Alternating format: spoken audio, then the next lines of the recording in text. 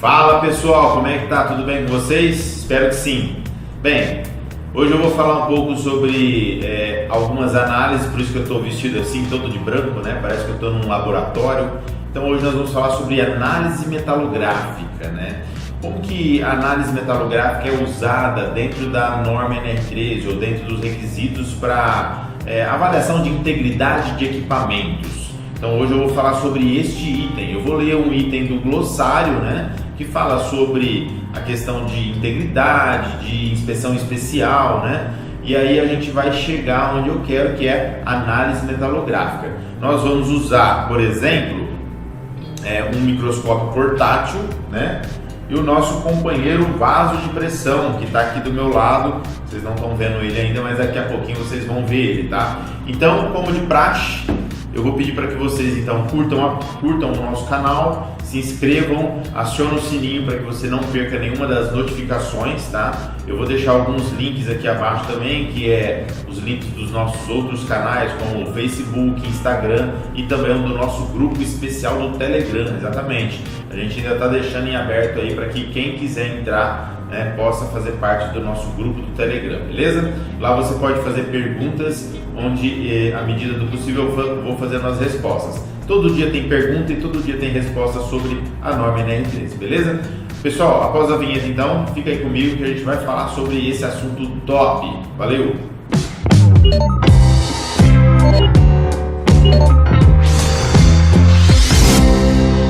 Bem, o que a gente pode falar sobre metalografia? É um ensaio, né? Uma análise realizada, na maioria das vezes essa análise é realizada em laboratórios, então é mais fácil, né? Você faz uma análise, por exemplo, num laboratório, você faz uma amostra, você retira, né? Vou mostrar melhor para você aqui, ó. Você retira, por exemplo, uma amostra como essa, né? Coloca num baquelite e aí você faz a análise direto de um microscópio sentado na mesa, sem nenhum tipo de problema.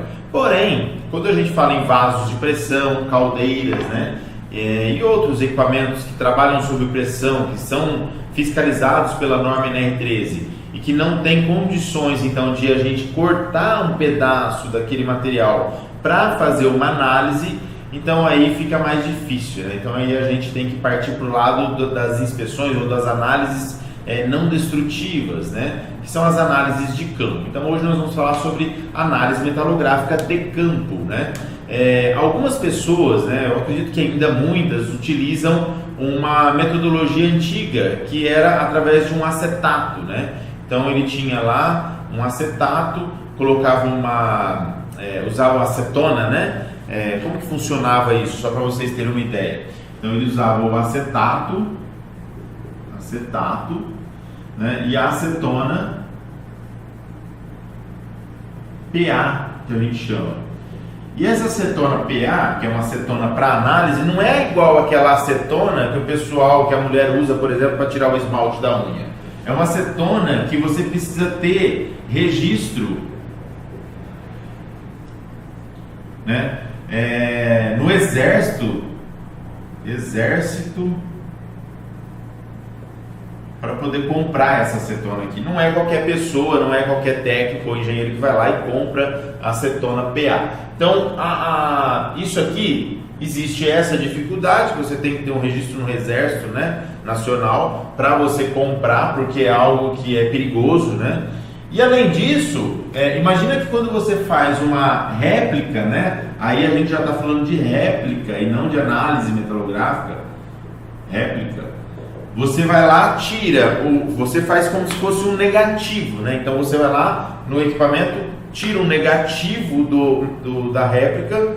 Eu já fiz isso, tá? Por isso que eu falo com detalhes. Então você vai lá, tira tem que fazer toda a preparação normal que eu vou explicar para vocês aqui. Mas você vai lá e tira um negativo daquele material.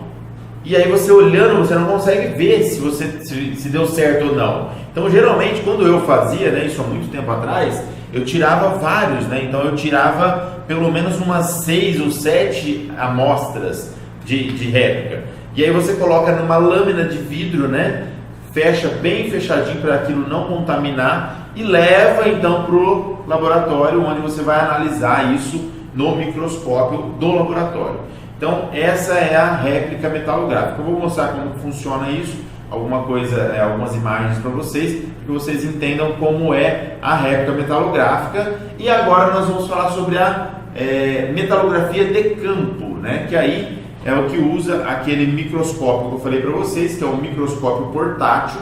E aí você já coloca na peça, então, e faz a análise. Ó, você faz a análise e já dá o laudo na hora, porque você já está vendo. Não é igual a réplica que você tem que levar no laboratório para colocar no microscópio, ver e depois laudar. Então, no caso das réplicas metalográficas, não são muito usadas hoje em dia mais, justamente pelo trabalho que dá. Às vezes você viaja longas distâncias para fazer uma análise, né, para fazer uma réplica metalográfica. Na hora que chega lá no laboratório, você fez lá 5 ou 6 amostras e nenhuma delas ficou bom. Às vezes errou o ataque químico, ficou muito queimado ou muito fraco, e aí você fez talvez uma preparação e ficou lá riscos ainda, e você não conseguiu tirar nenhum material aproveitável. Então por isso que hoje em dia já se usa muito então a metalografia de campo, que é diferente da réplica metalográfica, certo? Mas vamos lá então, vamos falar um pouquinho sobre por que é tão bom, ou como que a gente aplica, né? E por que a gente aplica esta análise dentro da norma NR13 para vasos de pressão. Vamos lá.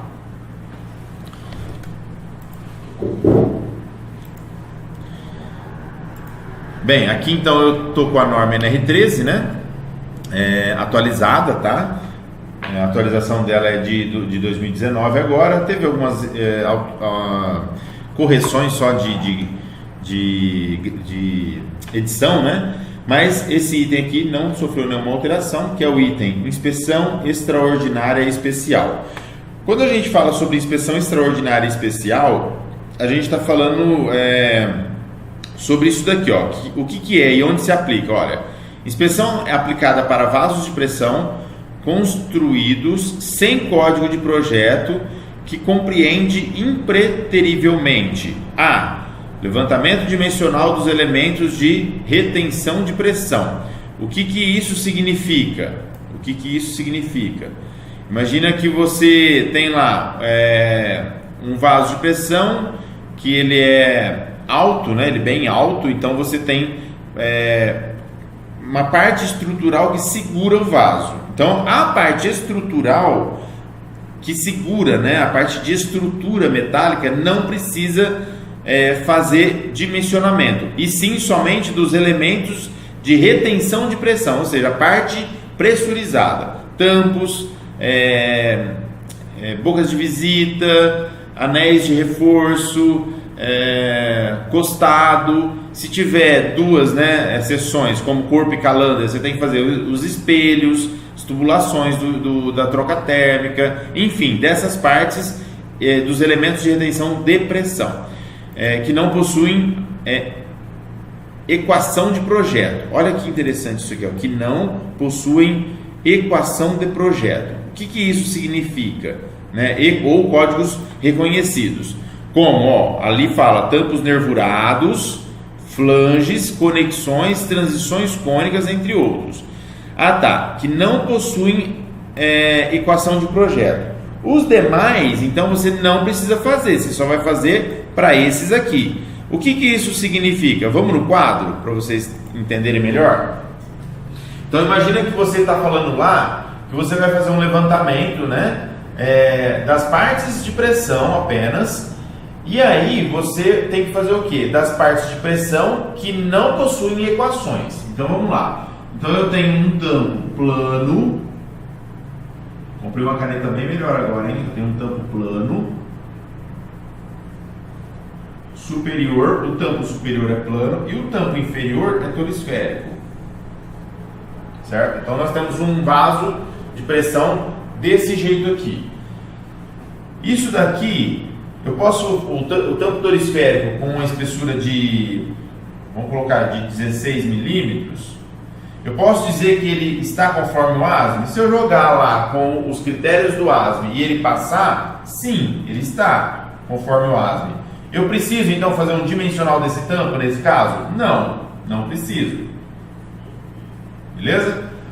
o corpo do equipamento, espessura lá de 18 milímetros. Beleza, rodei lá conforme os critérios do ASME, fiz os cálculos de PMTA e achei que deu dentro. A espessura mínima lá ficou em 13 milímetros, ficou legal a espessura mínima, certo? Essa é a mínima, né? E aí, o que acontece? Eu peguei, falei, preciso fazer mais alguma coisa aqui? Não preciso. Eu não preciso pegar o dimensional. O tampo plano não tem nervura, por exemplo, ele não é nervurado, é um tampo plano reto.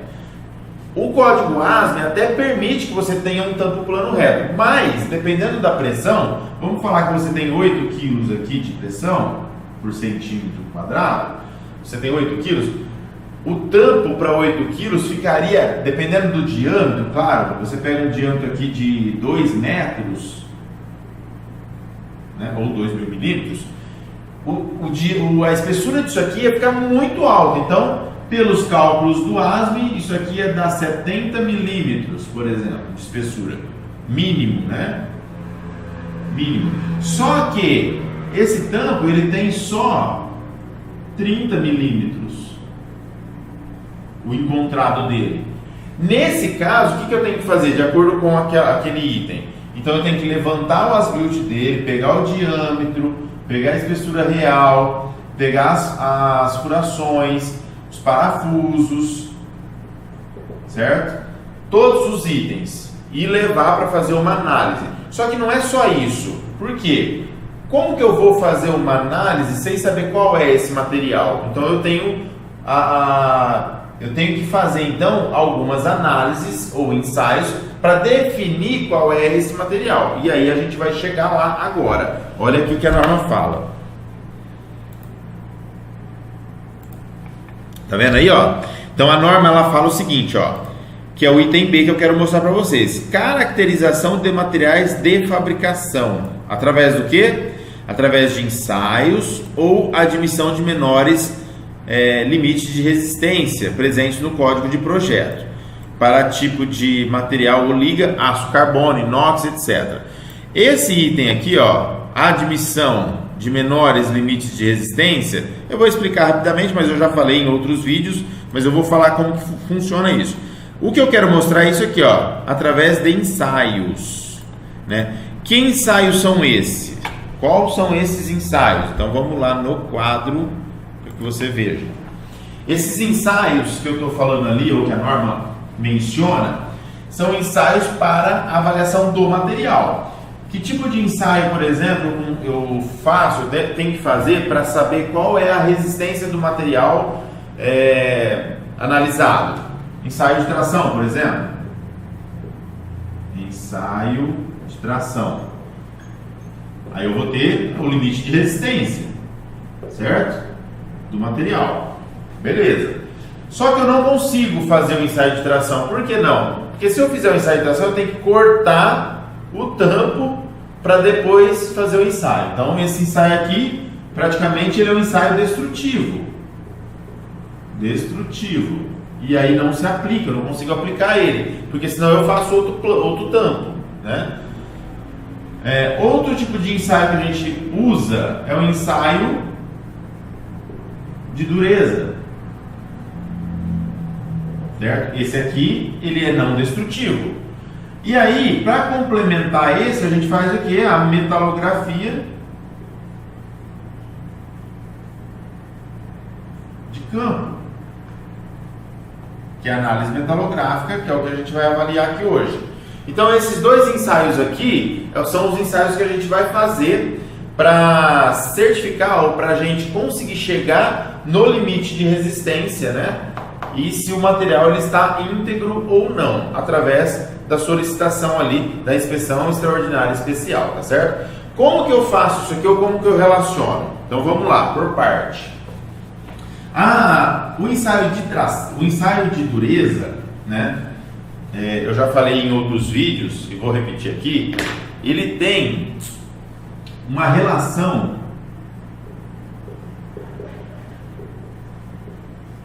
empírica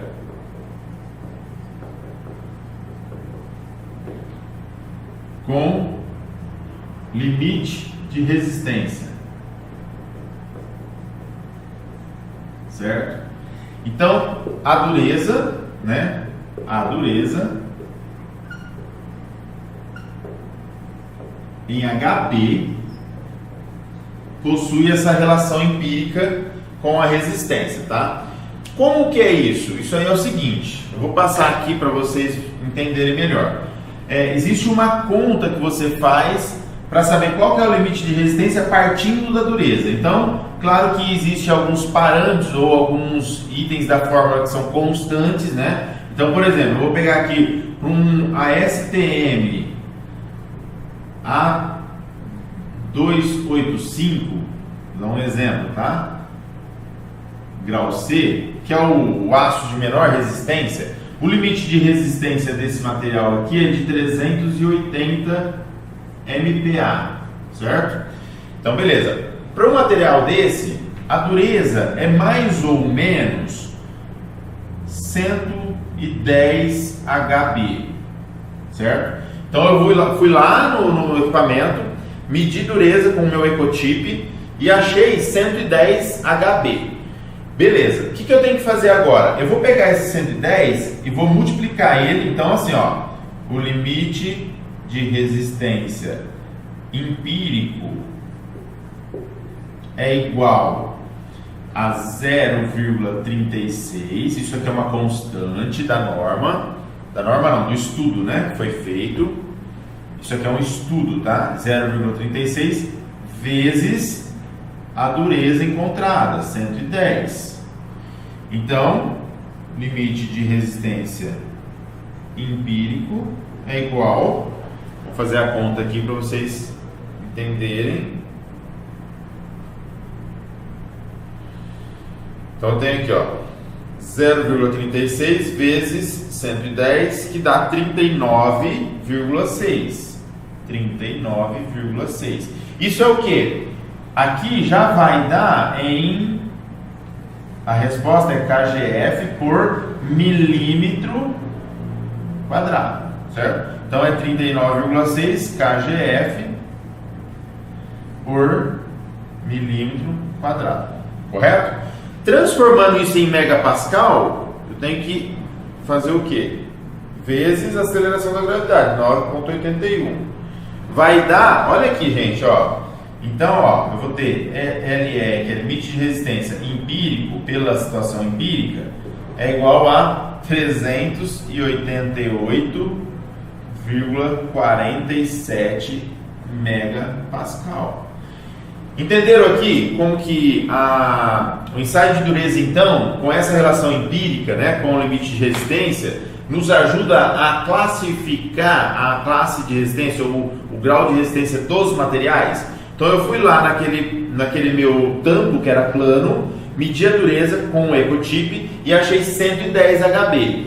Dos 110 HB, eu fiz então a minha conta, que é essa constante, gente, ó, essa daqui muda de acordo com o material, tá? Então vamos supor, se eu achar lá 300 HB, por exemplo, né? 300 HB, eu já vou considerar que ele não é um baixo carbono, né? Se ele não é um baixo carbono, isso aqui altera. Eu não me lembro de cabeça, mas eu acho que é 0,34, se eu não me engano, tá? Para materiais com ligas metálicas, né? Cromo, níquel, molibdênio e etc. Então vamos lá, vamos voltar aqui. Então eu tenho aqui 0,36, que é a minha constante, mais a minha dureza, vezes a minha dureza, que dá 39,6 kgf por centímetro por milímetro quadrado. Transformo isso em MPa, né? Vezes a aceleração da gravidade, que é 9,81, tá? E aí você tem aqui o resultado. Muito próximo isso aqui, ó, tá vendo? Do que? Disso daqui, ó. Do mínimo aqui. Ah, Marcos, mas é porque você já sabia que 110 era isso. Gente, 110 é mais ou menos a dureza desse material, tá? Às vezes pode variar. Ah, e se der 130? Beleza, você faz 0,36, vamos fazer com 130 para vocês verem. 0,36 vezes 130 vezes 9,81 dá 459. 459. Então, aí vocês já não estão vendo mais, né? Então vai dar 459. Com 130, ó, 459 MPa. Ah, mas e aí? 459 MPa eu posso considerar como o 285? O 285 é mínimo de 380 e máximo de 550 MPa. Isso está na norma STM 285 grau C, beleza? É isso aí. Então assim, por que eu estou explicando isso? Além da metalografia, que a gente vai explicar o passo a passo, você também tem o ensaio de dureza que te ajuda a identificar aí qual liga que é, qual material que é, para que você possa fazer os seus cálculos então de uma forma mais tranquila, tá? É claro, gente, que, Marcos, mas e se o vaso for de alta pressão, se o material que a gente analisar tiver, sei lá, com muita porosidade, já está abaixo do limite, da espessura limite, né, que é a espessura mínima, compensa fazer todo esse trabalho? Não, aí você reprova o equipamento por outras condições, né? Então você não precisa, por exemplo, iniciar uma tratativa de, por exemplo, eu vou lá, eu faço um visual no equipamento, tem muita corrosão generalizada, eu não vou conseguir, por exemplo, identificar qual que os perigos, os riscos, porque está muito feio o vaso, tem trinca até a olho nu, o negócio está muito ruim, amassado para todo lado. Gente, nessa situação você já reprova, não precisa partir então para uma reconstituição de prontuário, tá? Então aqui nós estamos falando de reconstituição de prontuário para salvar um vaso, ou um vaso que está em perfeitas condições, e a gente só precisa então fazer um cálculo, por exemplo, de MEF, de método de elementos finitos, e aí a gente precisa identificar qual é o tampo, no caso aqui, né? Ou qual é o material do equipamento em si, do vaso de pressão, tá certo? Então beleza, deixa eu apagar aqui. E aí, a metalografia, então, a gente vai fazer como? Eu vou ajustar aqui a câmera agora para me mostrar o vaso de pressão para vocês, tá? Então vamos lá. Bem, como eu havia falado para vocês, agora eu vou mostrar aqui, ó, todos os equipamentos, né, que nós vamos utilizar. Esse aqui é o microscópio, tá? Então tem uma ocular de 10 vezes, tá vendo? Ocular de 10, né? Aqui é onde o microscópio liga a luz, né? A luz que vai direto para a objetiva, e essa objetiva é de 10 também, tá? Então nós temos uma ocular de 10 e uma objetiva de 10, então nós temos um aumento de 100 vezes para esse conjunto que nós vamos utilizar para fazer aqui a nossa análise metalográfica de campo, tá? Então eu estou mostrando aqui o equipamento muito bacana, tá? Aqui você tem também, aqui você vê a objetiva, né? Então tá aí, esse aqui é o equipamento que nós vamos utilizar. Além do microscópio, claro, antes até dele, nós temos que fazer então uma preparação. A preparação ela é feita, depois eu vou mostrar lá na prática, mas como que ela é feita? Nós temos que usar então granulometrias de lixas diferentes. Por exemplo, nós vamos começar usando a granulometria 80, tá vendo? É uma lixa bem grossa, ó. É para tirar, né, já ali o material, talvez que está com algum tipo de oxidação superficial, né? Se o material apresentar, por exemplo, alguma variação microestrutural na superfície devido à descarbonetação, né? Então a gente elimina com essa lixa um pouco mais grossa, tá vendo? Depois da lixa de granulação 80, a gente coloca o que? A lixa de granulação 220, que ela é mais fina um pouco, e aí 320, tá? A granulação 320, também que é mais fina ainda. Vamos para 400, olha que a lixa 400 já está bem mais fina, né? E a 600. Agora tem um detalhe legal, essa aqui é a 600, né? Tem um detalhe legal.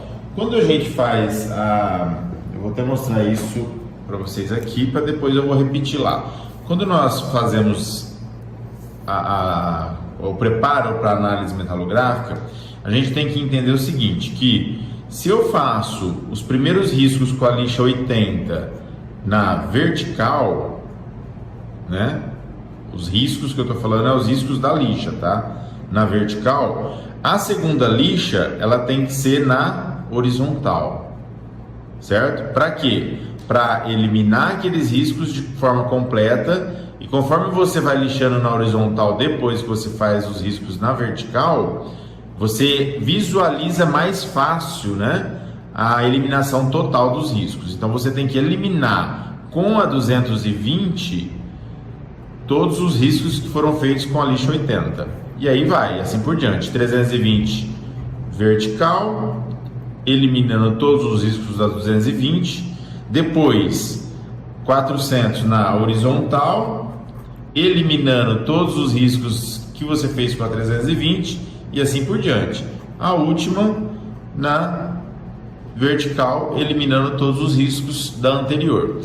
Ah, mas eu já vi pessoas que fazem metalografia e usam mais quantidades de lixa, não usam só 5 lixas, né? Usam lá 120, né? Aqui no meio, então 80, 120, 220, sei lá, 300, 420, aí vai. Gente, isso daqui é o jeito que eu faço, tá? Então é o jeito que eu estou ensinando para vocês. Se vocês quiserem colocar mais lixas aqui, desde que você siga essa ordem, tranquilo. Sempre a lixa mais fina, depois de uma lixa mais grossa, o contrário, os riscos tem que ser o contrário. Então se eu tivesse aqui, por exemplo, uma 120, né? Aí eu faria os riscos da 120 o contrário da 80 e da 220 o contrário da anterior, sempre assim. Por quê? Para você visualizar de uma forma melhor, tá? Ah, tá, mas como que faz esse lixamento? A gente usa então, vou tirar isso daqui, tá? A gente usa então essa maquininha aqui, que é a máquina Dremel 3000, que é uma máquina, uma retífica, né? É uma retífica, então ela tem uma chavinha que aperta aqui. A retífica Dremel, né? Ela é encontrada em qualquer loja. Essa daqui é uma que liga no 220, que é mais fácil encontrar nas indústrias, né? Ela tem um potenciômetro aqui de velocidade, tá vendo? Vai de 2 até 10, né? Conforme vocês podem ver aqui, de 2 até 10. Isso aqui tem que ter um controle muito bem feito, muito bom. Por quê? Porque a Dremel não foi feita, na verdade, isso aqui não é lá, vende lá no Walmart, no Leroy Merlin, por exemplo, kit metalográfico. Não existe isso, gente, a gente tem que adaptar. E aí como que a gente adaptou? Então eu fiz um adaptador para quê? Para mim colar as lixas, né? Então se eu pegar a lixa aqui, por exemplo, 80, eu venho aqui e colo a lixa aqui. Ah, como que você cola, Marcos? Depois que eu recorto a lixa do tamanho do meu adaptador, que é o meu polidor, tá vendo? Depois que eu recorto a lixa, eu venho e coloco uma fita dupla face, ó, tá vendo? Uma fita dupla face. Então, fitas dupla face também, tá vendo que eu uso uma de largura menor, eu tenho que colocar duas, ó, tá vendo? Então ele fica até um pouquinho mais incômodo para usar. Você tem que tirar e aí você cola, onde? Cola aqui no adaptador, no polidor, tá certo? Aí esse polidor é o que? É uma borracha dura, né? Ó, ela é um pouco flexível, mas ela não é muito flexível, colada num anel ou num flangezinho cego de polímero, pode ser teflon, nylon, né? E fixada num aço, né, que tenha, claro, o diâmetro correto para você trabalhar com a Dremel. Então você está falando aqui que você vai usar, né, a ferramenta, aí você aperta, apertou, beleza, aí você já pode usar a ferramenta. Marcos, mas isso é um problema, porque isso aqui não é 100% balanceado. Exatamente, depois da hora que eu estiver fazendo a preparação lá no vaso de pressão, vocês vão ver que às vezes ela vibra muito. Por que que vibra? Se eu jogar no 10 aqui, ó, a velocidade é tão alta que ela começa a vibrar muito. Então geralmente eu trabalho aqui, ó, no 4, no 6, né? e vou controlando. Conforme eu vou pressionando, então se eu for pressionando na peça, né? Se eu for pressionando isso na peça para fazer o polimento, pensa que a gente faz esse movimento, né? Ó, na peça, ó.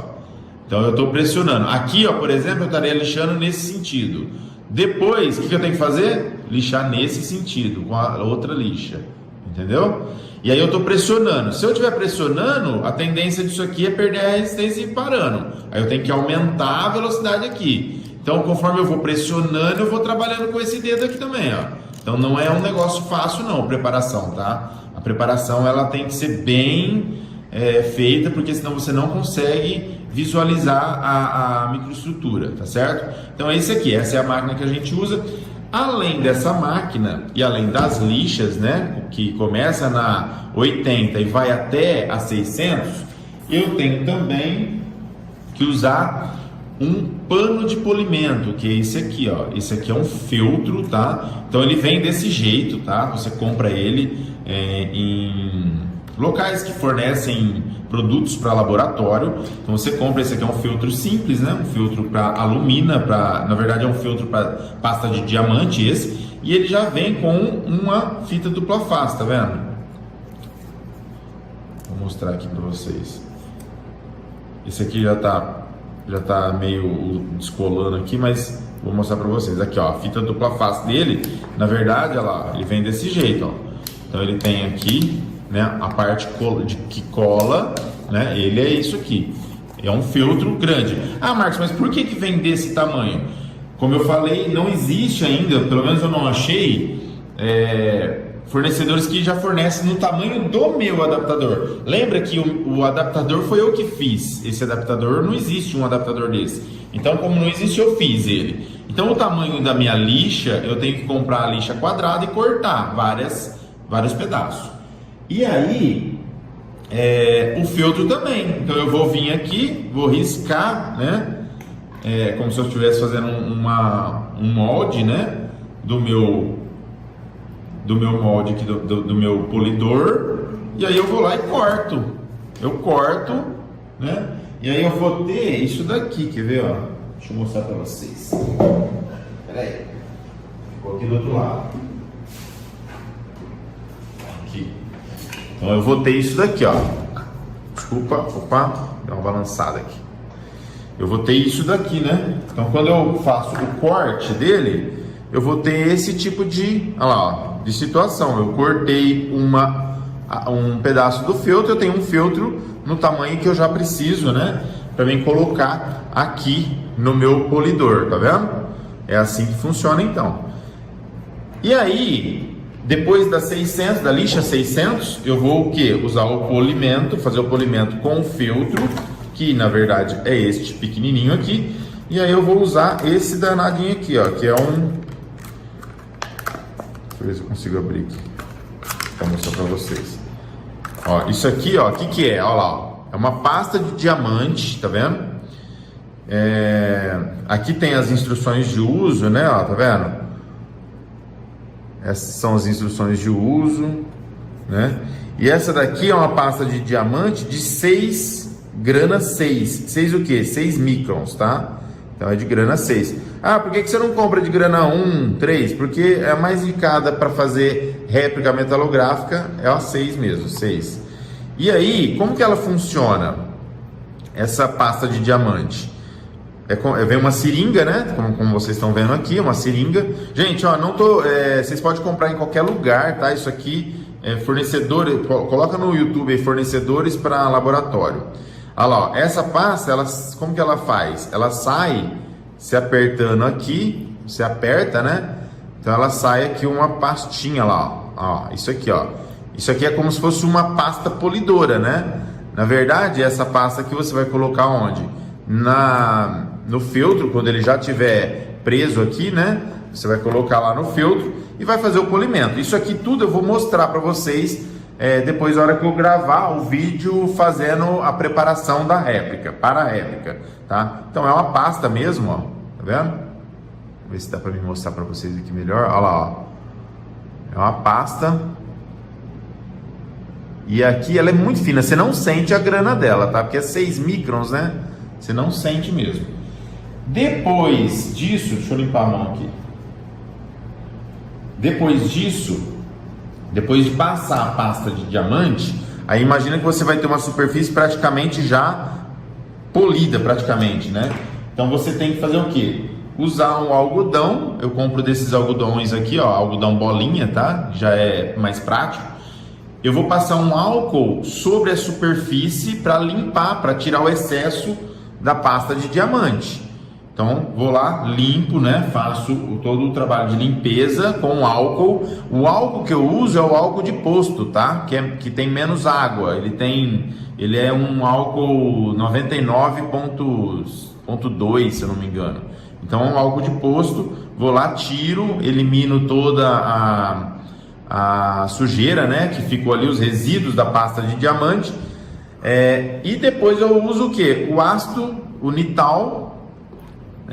Nital 2%, Nital, na verdade 5% esse aqui. Eu uso o Nital 5% para fazer o que? O ataque químico. Então nós estamos falando de ácidos carbono, né? Nós vamos fazer então uma inspeção, uma análise em ácido carbono, por isso que eu uso o Nital.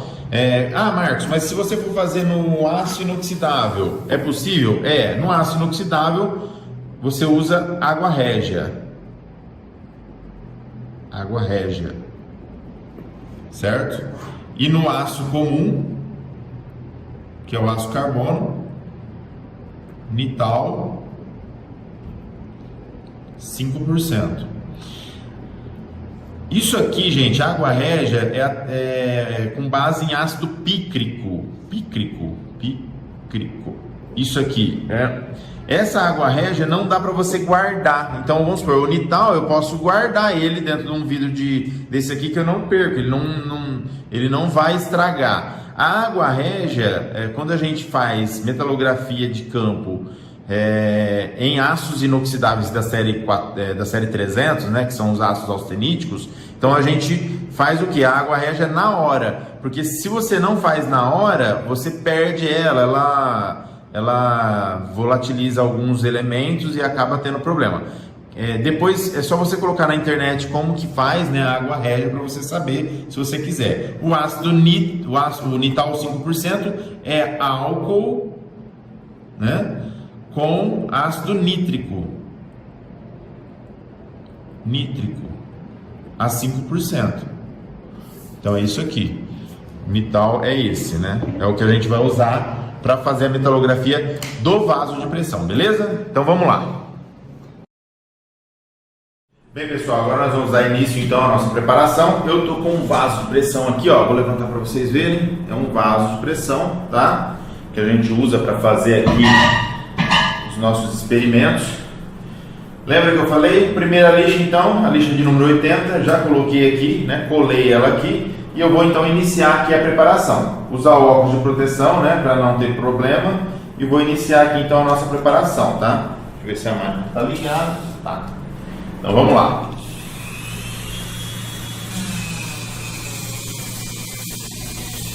Aqui, ó, qual que é o tamanho mais ou menos que você precisa para fazer uma análise? Bem, a ocular e a objetiva, ela vai incidir dar uma incidência de luz de mais ou menos uns 5 milímetros de diâmetro, tá? Só que claro que você não pode só fazer um negócio tão pequeno assim. Então eu sugiro que você faça pelo menos uma preparação de como se fosse uma moeda de uns 10 centavos, por exemplo, né?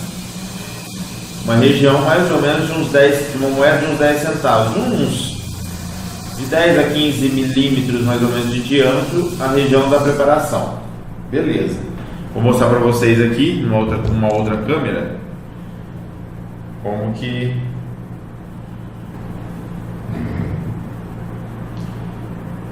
aí, ó, tá vendo? Então essa aqui é a nossa preparação com a lixa 80. Reparem que eu vou colocar contra a luz para vocês verem os riscos, ó. Ver se a gente consegue ver melhor aqui os riscos, ó, tá vendo, ó? Dá para ter uma noção então que os riscos estão, ó, nesse sentido, ó, olha lá. Tá vendo? Os riscos, ó. Você tem aqui uma... Olha lá, agora deu para ver melhor. Você tem uma quantidade boa de riscos aqui, ó. Opa, agora vou dar um zoom aqui para...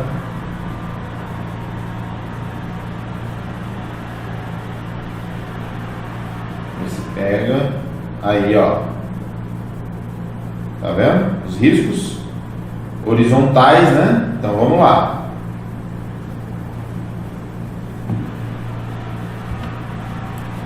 Agora eu vou trocar a lixa, vou colocar a lixa 220 no meu dispositivo, que é a segunda lixa, né, para a preparação.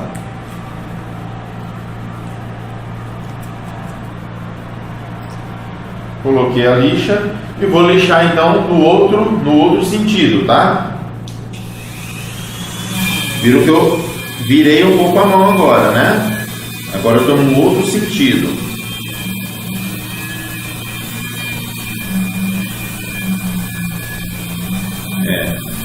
Agora é mais rápido porque você já começou com uma lixa mais grossa para tirar o material, a tinta e tudo mais, né? E agora vou mostrar para vocês de novo, dessa vez, que depois vai acabar não dando para ver, viu, gente? Na verdade. Vou mostrar para vocês de novo, então, agora os riscos no outro sentido, tá? Olha lá. Viram? Agora estão sentidos opostos, né? Horizontal. Desculpa, vertical. Antes era horizontal, agora está no sentido oposto, no sentido vertical. Beleza? Eu vou voltar aqui, então. Vou colocar agora a lixa 320,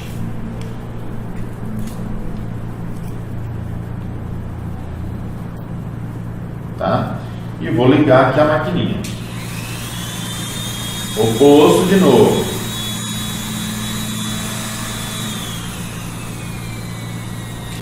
Pronto. Agora eu vou pegar a lixa 400 fazer do lado oposto.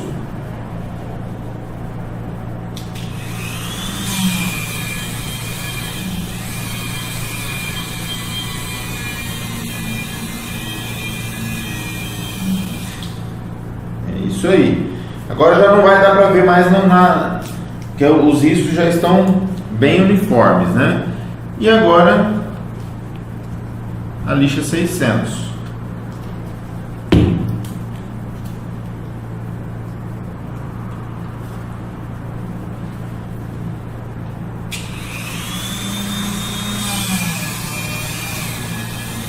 Invertendo os riscos.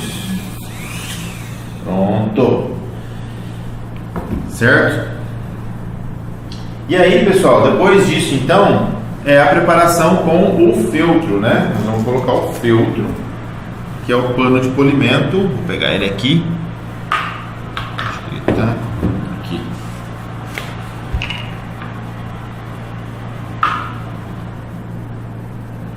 O feltro. Então, o pano de polimento. Sem o pano de polimento, gente, não dá para ver a microestrutura, tá? Tem que fazer o polimento mesmo para conseguir. Deixa eu ver melhor aqui. Dividir certinho. Então, aqui, ó. Tá vendo? Aqui é feltro. E aí, quer ver como que a gente vai fazer para colocar? Eu costumo colocar um pouquinho na peça. Tira toda essa, já pega um algodão, né? Limpa tudo aqui para não contaminar o feltro. E aí você põe na peça em cima de onde você quer para fazer a preparação. Vou mostrar para vocês aqui.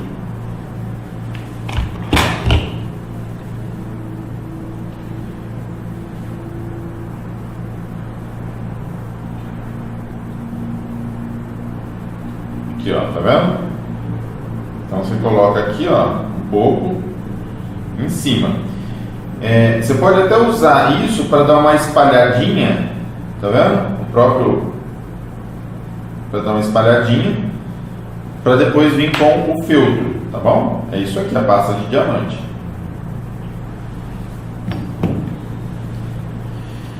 Aí você vai... Essa parte aqui é um pouquinho mais chata, porque às vezes espirra um pouquinho, tá?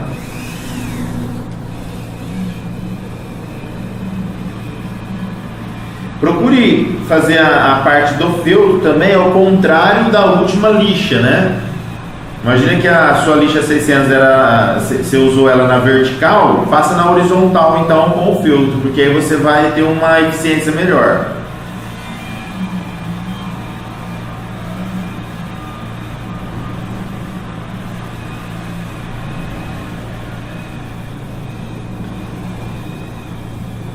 Pessoal, é claro que, né, às vezes você está pensando, então é fácil, é tranquilo, né?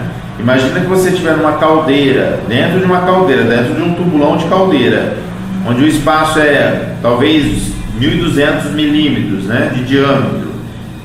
Eu já fiz isso, tá? Você tem que trabalhar deitado, porque você não tem espaço suficiente.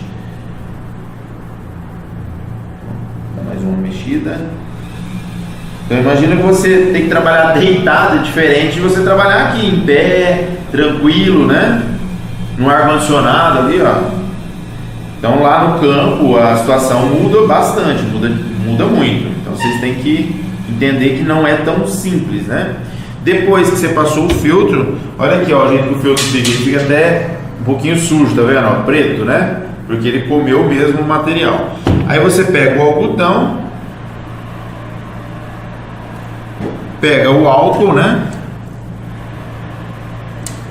Pega um pouco de álcool e limpa.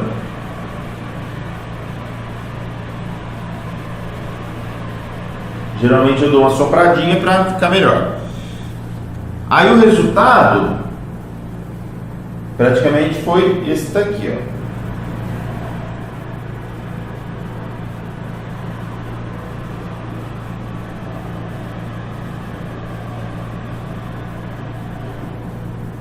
Olha lá. Tem uma parte que está bem polida já. Então agora nós vamos fazer a análise, né? O resultado foi esse aí. E aí, antes de fazer a análise, a gente precisa pegar o que? O Nital, que eu deixei ali do outro lado. Espera aí um pouquinho que eu já vou pegar ali.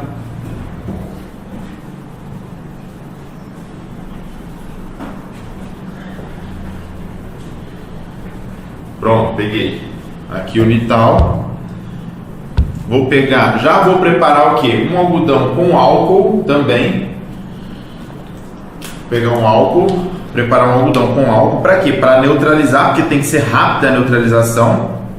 Então imagina que você não pode ir, vou lá, passo o ácido nítrico, no Nital 5%, e daí um pouco eu vou lá neutralizar, aí já queimou tudo. É muito rápido então para você fazer o ataque químico, né? Ainda mais se tratando de um ácido nítrico a 5%.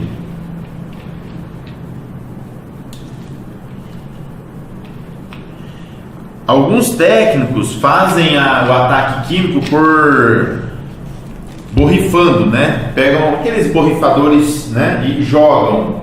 Pode ser feito assim? Pode. Eu não faço. Eu faço com algodão porque eu tenho um controle maior, tá? Então o que eu faço? Eu olho contra a luz e começo a fazer o ataque químico.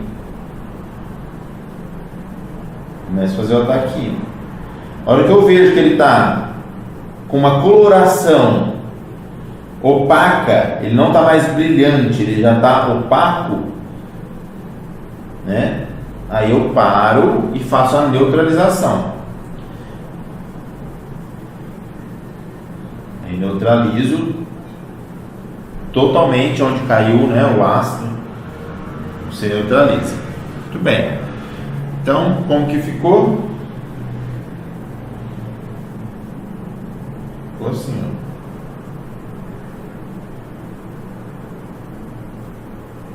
ó. Aí, tá vendo?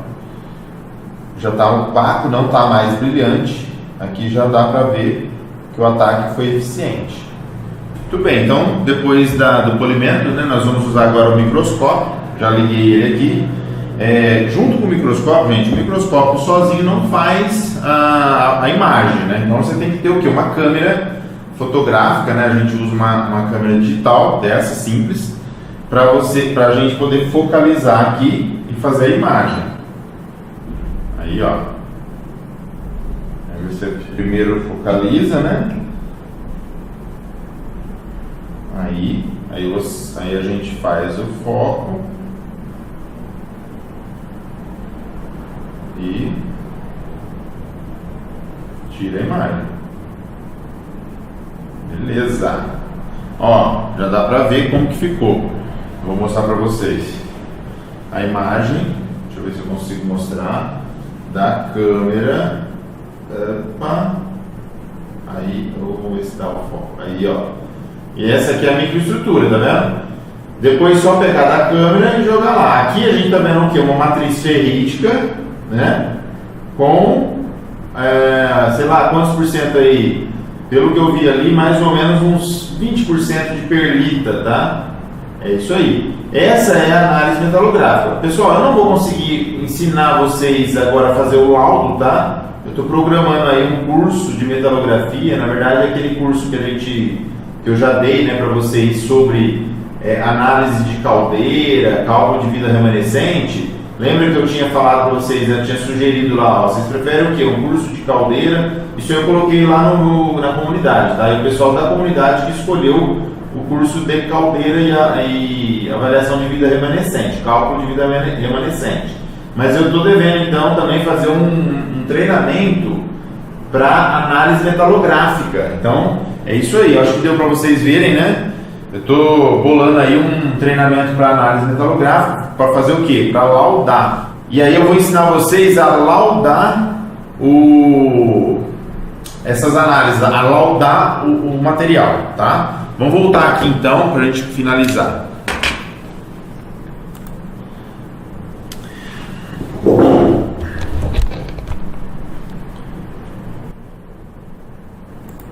Bem, pessoal, eu queria agradecer vocês então. Essa foi a aula de hoje, né? O vídeo de hoje. Nós fizemos aí algumas informações técnicas, mostramos a norma, o glossário e também ensinamos vocês a fazerem a preparação e a retomada de material, né? Para fazer a análise. Então, imagina que você já sabe fazer aí pegar a informação do vaso de pressão. Tem gente que ainda usa réplica metalográfica. Eu fiquei de mostrar aqui para vocês um conteúdo sobre réplica, eu não achei, tá? Réplica através de acetato, né? Vou tentar procurar e mais para frente aí eu mostro para vocês como que funciona também a parte de réplica, apesar de não ser muito usado hoje, alguns usam, mas isso aí já ficou um pouco para trás, tá? Então hoje o negócio é usar o microscópio, deixa eu desligar ele aqui. Usar o microscópio portátil, né, para fazer essas análises, como eu mostrei para vocês aí. E a imagem, gente, vou mostrar de novo a imagem aqui que eu fiz da câmera. Fica show de bola. Olha aqui, ó, né? Então aqui, ó. Opa. Aqui não dá para ver direito. Eu vou colocar num link, né, um documento aí para vocês, um laudo, um relatório de laudo metalográfico, tá? Eu vou laudar essa foto e vou colocar um documento aqui no link desse vídeo para que vocês então consigam aí já ver como que funciona o laudo, como que que tipo de material que poderia ser esse, né? É um compressor de ar antigo que a gente usa aqui para fazer os testes, provavelmente aí um 285 grau C, né? Que é o que a gente estudou ali, a parte empírica da dureza com o limite de resistência, beleza? Pessoal, vou ficando por aqui então, até a próxima e fiquem com Deus.